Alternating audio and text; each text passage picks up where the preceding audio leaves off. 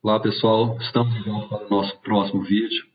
Esse vídeo é sequência do vídeo anterior, onde a gente havia falado sobre o capítulo de Lucas, capítulo 12, a partir do versículo 35, que é uma parábola de Jesus, uma parábola com significados bem distintos do que um leitor de visão comum tem do que eu tive aqui. Depois de ter estudado essas programações do subconsciente, eu vi aqui que aqui tem princípios básicos da programação do subconsciente inseridos aqui. Então, seguindo o que eu havia começado no vídeo passado, que eu havia introduzido no vídeo passado, só fazendo uma recapitulação aqui: esteja cingido o vosso corpo, acesas as vossas candeias, aí fala do casamento. Quem não viu o vídeo passado, assiste lá para entender melhor o que eu falei aqui. E fala que o Senhor vem e servirá. Ele vem na segunda ou na terceira vigília, que é na madrugada. O Senhor e o mordomo é o nosso subconsciente, o nosso consciente, quer dizer, e os servos são os nossos órgãos. No caso aqui, está espancar os criados, castigá-los, eu falei que são os nossos órgãos. E fala que aquele que não sabia, o que não conhecia a vontade, e aquele que conhecia, maior a punição. Então, dando sequência aqui, agora nós vamos continuar aqui no versículo 49. Então, a parábola dizendo assim: eu vim para lançar fogo sobre a terra. Fogo. Bem quisera que já estivesse a arder. Tenho, porém, um batismo com o qual hei de ser batizado, e que me angustie até que o mesmo se realize. Então, Jesus falando que veio para lançar fogo sobre a terra, e ele tem um batismo. Supondes que vem trazer paz à terra? Ele veio trazer paz? Ele fala que não, mas divisão. Mas Jesus vem trazer divisão? Faz sentido que Jesus vem trazer divisão? Porque daqui em diante estarão 5 divididos numa casa, 3 contra 2 e 2 contra 3. Estarão divididos, pai contra filho, filho contra pai, mãe contra filha, filha contra mãe. Então aqui eu vou marcar em amarelo esses, com a letra vermelha esses aqui. Filha contra mãe, sogra contra nora e nora contra sogra. Por que eu não marquei sogra? Vou marcar aqui, mas só para a gente ter como referência, porque a sogra aqui, na verdade, é a mãe, né? Disse também as multidões: quando vê desaparecer uma nuvem oponente, então vamos voltar aqui e vamos trazer a explicação do que eu entendi como sendo isso aqui. Eu vim para lançar fogo sobre a terra. Ou seja, ele veio para trazer iluminação sobre a terra. E bem quisera que já estivesse a arder, bem quisera que a humanidade já tivesse com conhecimento, já tivesse esclarecida. Porque o fogo ele ilumina, além do fogo purificar a terra, o fogo ilumina a terra, ilumina os homens. Tem, porém, um batismo, que hei de ser batizado, e quanto me angustio até que o mesmo se realize. Esse batismo aqui, provavelmente, ele está fazendo referência à crucificação dele. E ele sente angústia, porque ele está prestes a acontecer. Suponho que vem trazer paz à terra? Não, vem trazer divisão. Mas Jesus vem trazer divisão? Ele não veio para trazer paz? Como assim? Aí ele fala que está dividido o pai contra o filho, a mãe contra a filha e a sogra contra a nora. Quando a gente estuda os princípios da metafísica, na palavra, na Bíblia, a gente verifica que a palavra pai é relacionada ao consciente e a palavra mãe é relacionada ao subconsciente. Como o homem é relacionado ao consciente e a mulher é relacionada ao subconsciente. Se você pegar o livro lá de Cantares, muitas pessoas acham que ali está falando sobre a relação homem-mulher, ou então a relação de Cristo e a igreja, a relação de Jesus com a igreja, conosco, mas não é. Se você for, quando você lê o livro de Cantares, ali fala homem e mulher, mas quando você analisa a relação do livro de Cantares, você vai ver que é o consciente e o subconsciente. O homem, ele aparece de dia e o subconsciente à noite. É como no Feitiço, quem não conhece esse filme, assiste e você vai entender. O filme Feitiço de Áquila. O homem, ele aparecia de dia e a mulher aparecia de noite. O homem, durante o dia, a mulher era a águia, fazia companhia para o homem. Durante o dia, era a relação homem e águia. Durante a noite, era a mulher e o lobo. Então, é uma analogia aquilo ali, onde quando está o consciente, o subconsciente ou o inconsciente se transforma em um animal. E quando está de dia, o consciente, durante o dia é o consciente que reina, e o subconsciente é um animal. Durante a noite, a mulher, ela passa a reinar, que no caso é o subconsciente, quando a gente dorme, reina, e o consciente passa a ser um animal. Então, aquilo ali é uma analogia do consciente e do subconsciente. O consciente de dia e o subconsciente de noite. Então, estarão divididos pai contra filho, mãe contra filha, sogra, no caso aqui, sogra é a mesma relação, sogra é a mãe. É a mãe e a nora é a esposa do filho. E por que não está sogro contra genro? Né? Então fica uma questão aí. Mas então, traçando esse paralelo, onde o consciente, quer dizer, o consciente durante o dia e o subconsciente durante a noite, fazendo oposição aos filhos e à nora. Mas que oposição é essa? Aí quando a gente volta lá no comecinho da parábola, a gente tem que manter acesas as vossas candeias, manter acesa a fé, cingido com a verdade, vosso corpo. O cingir aqui é vosso corpo com a verdade e acesas as vossas candeias, que é a vossa fé. Então, quando a gente faz esse paralelo, que a gente tem que manter a fé, qual é, então, a divisão entre pai e mãe, filho, filha e nora? Qual é o principal inimigo da fé? Considerando aqui que nós temos 5 sentidos, quais são os sentidos, os nossos sentidos, que são mais contrários à nossa fé? Então, o pai e a mãe têm que manter a fé. Quais são os sentidos? O principal sentido que é contra a nossa fé é o sentido da visão. Eu vou colocar aqui, visão.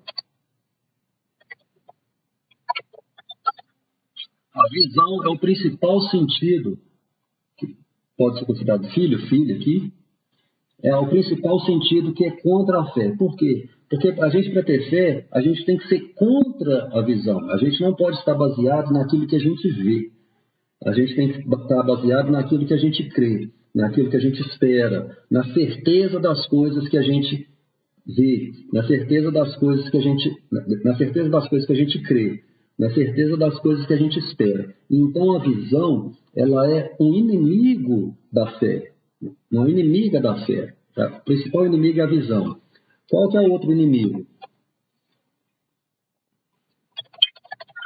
A audição.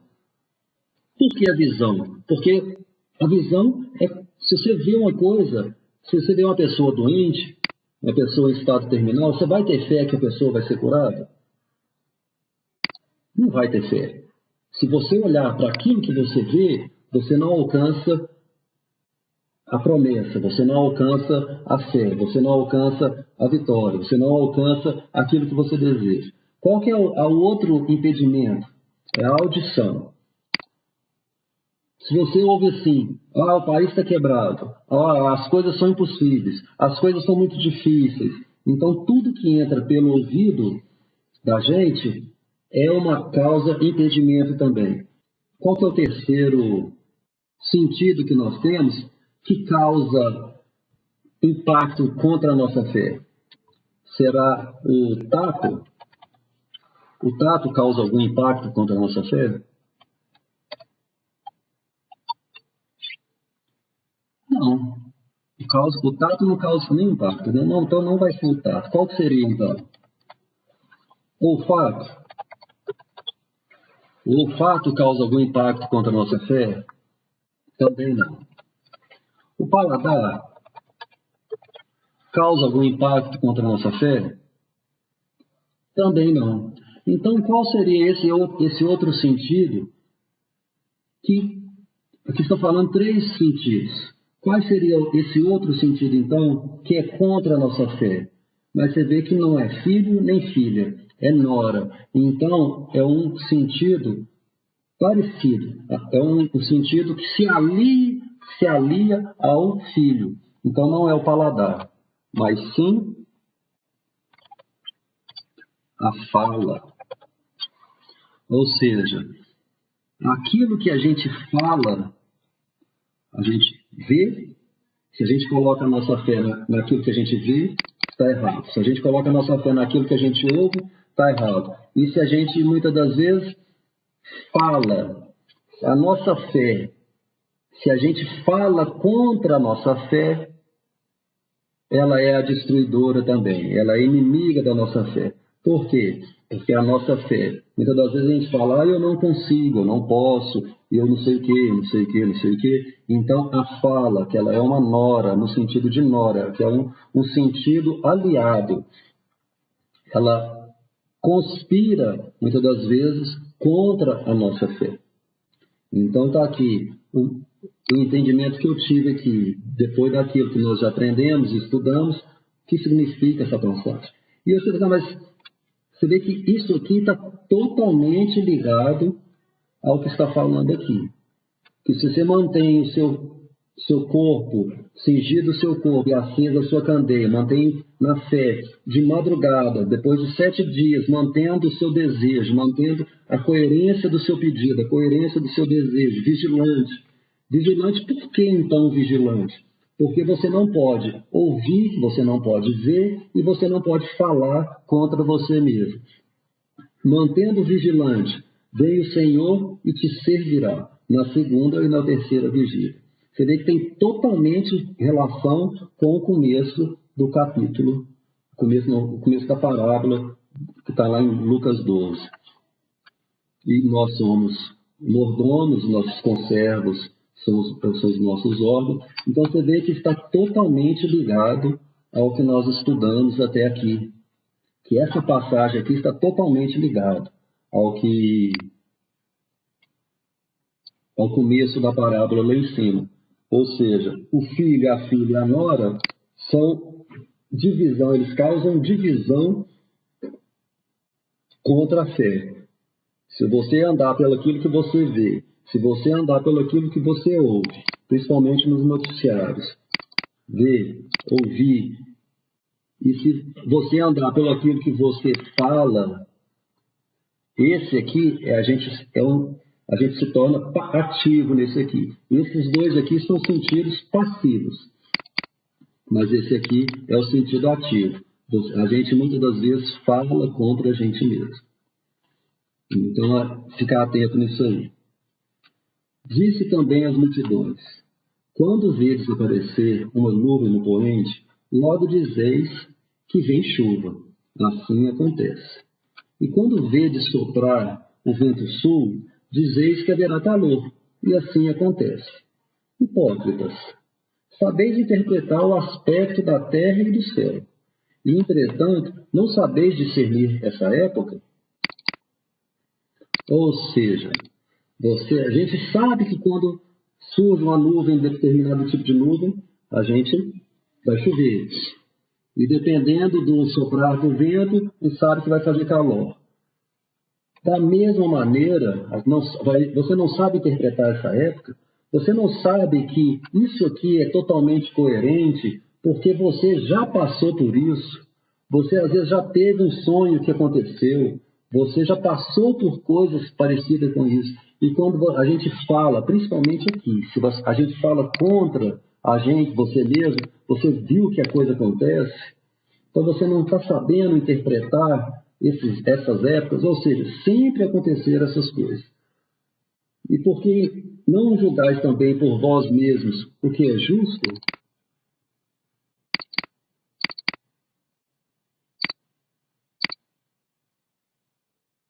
Ou seja, comece a perceber se na sua vida não é isso que acontece.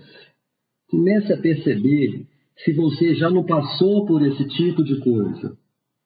Comece a lembrar se na sua vida já não aconteceu esse tipo de coisa. Onde aquilo que você negava, aquilo que você batalhava no seu consciente, no seu subconsciente, aquilo que você batalhava passou a ser a realidade. Aquilo que você temia que acontecesse, veio acontecer. Veja se não foi isso que aconteceu. Então, da mesma maneira, aí você não está sabendo discernir essa época? Por que não julgais também por vós mesmos o que é justo? Então, voltando lá no começo da parábola, não deixe que os seus sentidos, visão, audição e a sua própria fala sejam contra vocês. Não deixe ela apagar a sua fé, apagar a verdade que existe e o que está sendo ensinado aqui nessa parábola. Ou seja, mantenha o seu corpo físico, o seu corpo fixo na verdade e mantenha a sua acesa, a sua fé, porque vai acontecer depois do período necessário, onde Deus virá sobre você e te recompensará. Na madrugada você encontrará a resposta, porque é assim que está sendo mostrado aqui, essa promessa. E aí então você vai perceber que não foi coincidência, porque na hora em que você não imaginava, não cuidava, o Filho do Homem virá. Esse Filho do Homem é o próprio Deus. Na hora que na hora que você menos imaginava, aconteceu do Filho do Homem se manifestar na sua vida. Então mantenha firme, mantenha a sua fé, mantenha nessa verdade. Mantenha nessa verdade e mantenha nessa fé. E de madrugada você vai receber a visita, você vai receber a revelação, seja na madrugada ou no começo da manhã. Você acorda e já recebe a sua revelação, já recebe a sua vitória, recebe aquilo que você precisava, o entendimento que você precisava de fazer, aquele sexto sentido brota ali. Mas por quê? Porque veio o Filho do Homem, ele veio e atendeu o seu pedido. Então vamos manter firme aí, nesse conhecimento. Um grande abraço, pessoal, e fica com mais esse vídeo aí. Tchau.